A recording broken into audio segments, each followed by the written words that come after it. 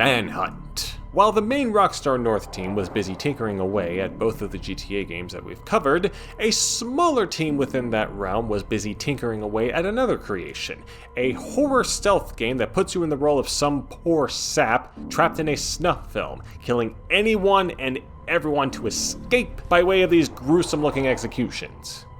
Sorry, did I say poor sap? I meant psycho sap. That game was Manhunt, and while it didn't sell nearly as well as those two GTA games, they couldn't be any further apart from each other in terms of content. The controversies actually follow a similar pattern. Those GTA games did see some restrictions and bans in some countries, but Manhunt just flung the doors open in that regard. Naturally, Australia and Germany weren't huge fans of it, but regulators in the Ontario region of Canada were so appalled by the game's content that they went and classified it as a film, stopping just short of banning it outright by assigning it an R rating.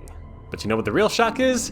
This isn't the first time that Canada's done something like this. You can thank New Zealand for making that happen, by the way, as Manhunt became one of the first games there to be completely banned, which apparently was just lifted this past year. I say apparently because sources on that are dubious, or maybe they're not, who knows, I hate life. What isn't dubious, unfortunately, is the game also being tied to a tragic murder case. Over in the UK, where the game was released with an 18 rating, an incident occurred where a teenage boy violently bludgeoned a friend of his to death, and he had reportedly been inspired by the endless hours of manhunt he had been racking up at the time.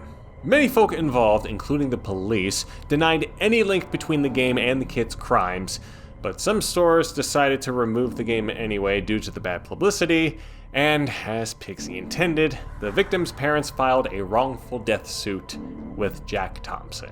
Or maybe they didn't, who knows? Again, I hate my life. And not much has happened with the original Manhunt since, unless you want to count the Steam version being fucking impossible to play, so let's just leave it there, before this series starts morphing into a true crime show.